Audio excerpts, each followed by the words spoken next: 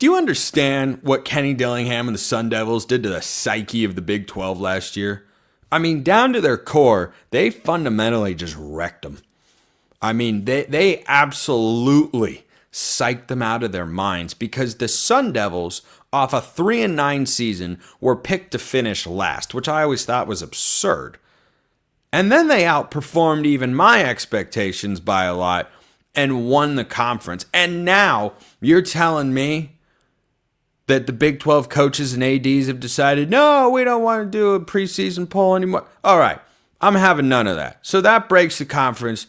I'm here to fix it. So here's Spencer's Big 12 power rankings going into the season. We're almost to July. I'm not that far away from doing record predictions on this show, which is arguably my favorite time of year. The season is great to see how it plays out, but making record predictions, that is my favorite type of offseason content. So my Big 12 preseason power rankings with 16 teams in a Big 12 conference, because nothing makes sense at all whatsoever, but here we are. So they go like this, and you know what? Drop all your comments. Tell me where I'm wrong. Tell me I'm a buffoon, or tell me I'm the smartest man you've ever come across. I accept either of those comments as legitimate ways to interact with me here on the show. Number one. Oh boy, this is the juicy part, right? This is who would you have as your preseason number one team in the Big 12? Texas Tech. Yep, I'm drinking the Kool-Aid. I'm doing it. I'm on the hype train. I am buying into the program that hasn't proven it on the field and saying this is the year they should go out and prove it. High-level returning production, a quarterback who I really like that's proven to be good, a coach who's not exactly just getting going there in Lubbock. He hasn't been there for decades or anything, but he's a good football coach, and we know that. I like Joey McGuire. I think most people do. And guess what? They have got maybe the most talented roster in the Big 12.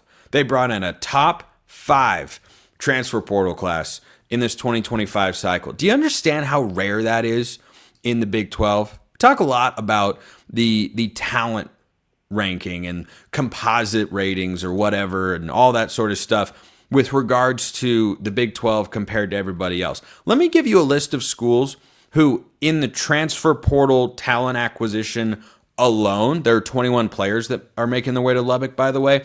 Here's some players, or schools rather, that Texas Tech outranks in the transfer portal rankings according to 24/7. Miami, Ole Miss, Oregon, Florida State, Texas A&M, Oklahoma, USC, Indiana, Ohio State. Do you want me to keep going? I could. Utah, Michigan, Washington, SMU, Illinois, Penn State. That doesn't guarantee anything other than they have made every investment possible into this roster making a push for the Big 12 championship. And it's not Big 12 title or bust for Texas Tech in my view. It is Big 12 title game or bust. If you fail to make the Big 12 championship game, you're probably not making the playoff. If they do, that's of course a success. I don't know how that would happen though. But if Texas Tech goes 11-1, makes the Big 12 championship game, loses, and is 11-2, yeah, that's a successful season. But this is a program that should win 10 games this year, or we will start asking the same questions we've asked about Texas A&M for a very long time in the SEC. If not now, when? If not this way, how? So Texas Tech is number one. Arizona State, respect the defending champs. Hard to not like a lot of things with Arizona State. Not just Sam Levitt, Jordan Tyson, but their offensive line should be good. I like what they're doing at running back to replace Cam Scadaboo. They've retained their coordinators from a year ago. Dillingham's a stud. It's hard to not root for that guy. Arizona State, number 2. Kansas State, steady Eddie in the Big 12. Chris Kleiman is just putting his head down. He is not flashy. He is about substance, and he is about winning football games. And he does that quite a bit. Kansas State, number 3. Number 4, Iowa State. Did you remember that they were in the Big 12 championship game last year, or did you forget because the story of the year was Arizona State going from worst to first from the preseason to the end of the regular season. Yeah, you probably forgot they were playing Iowa State. They lost some notable, talented guys to the NFL draft. Matt Campbell's a real good coach. He's got a good quarterback. He'll be just fine. Iowa State at 4. Now, this is where things got interesting. I didn't really have to think that much. Okay, that sounds bad. That's one of those things you could clip out of context, and I would look really bad as a host of this show. But because of how much I've talked about these teams in the offseason, I didn't have to think very much about the top 4, and I feel really good about those options. I have got returning quarterbacks. I have got proven head coaches. I have got good teams that should carry the momentum over. Those 4 schools, I don't have major questions about. I really don't. I think the floor for all of them is an 8-win season. Once you get outside the top 4, it starts to get a little dicier because I think you get into the middle of this Big 12 conference and all of a sudden you have questions and more questions and excitement and potential, and oh my gosh, they could flop. So number 5, I'm going with Baylor. Sawyer Robertson played great ball last year. I have always liked Dave Aranda as a coach. I didn't understand how they trended down so hard after being so good for a while.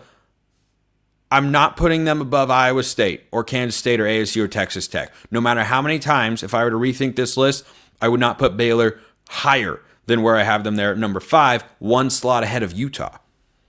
Yeah, you all forgot about Utah.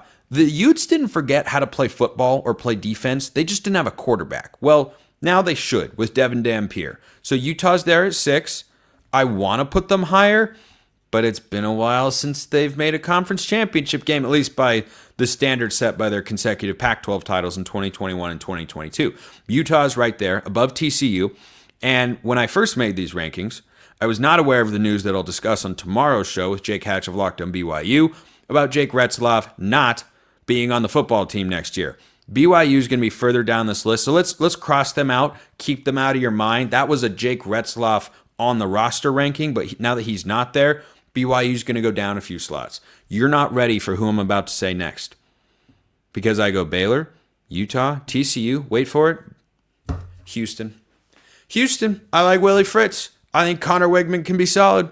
Yeah, Houston is next on that list. 1 slot ahead of Kansas. Don't sleep on the Jayhawks. Don't do it. They let me down last year. I'm not gonna fall for that again. That's gonna be what I'm doing with Texas Tech this year. Then I've got Colorado. I'm not the biggest Caden Salter fan. He's fine. I don't think he's going to give you, like, the offensive line has to be so much better, and it should be. It really should be. I think Caden Salter is solid, but this is a deep quarterback conference, and I think you're going to see how much Colorado was relying on Shedeur and Travis last year when they are not on the field. It's not that I don't think Prime can coach. He can. Showed that at Jackson State. But this year, I think Colorado's a pullback team. Next is Cincinnati, who quietly had a solid season last year. Oklahoma State, I wanted to put them higher, but last year was just so bad. I got to talk to my guy Cody Stovall to see how he feels about what they should be this upcoming season, because they're usually a program whose floor should be where I have TCU and Houston on this list. But boy, last year was rough. Arizona, West Virginia, UCF round out the list. Now, UCF has brought in a lot of transfers, not a super highly rated class, but year 1 for Scott Frost, no big expectations there. So UCF would be the team I pick last in my preseason Big 12 poll. If you would like to tear me apart, you go right ahead. But once again, I will reslot BYU at a later time, probably this week on the show. My preseason Big 12 rankings: Texas Tech, Arizona State, Kansas State, Iowa State, Baylor, Utah, TCU, Houston, Kansas, Colorado, Cincinnati, Oklahoma State, Arizona, West Virginia, UCF. I already know that Mountaineer Paul is mad at me. Appreciate everyone listening. I will see you next time, and until then, hope you all have a wonderful rest of your day.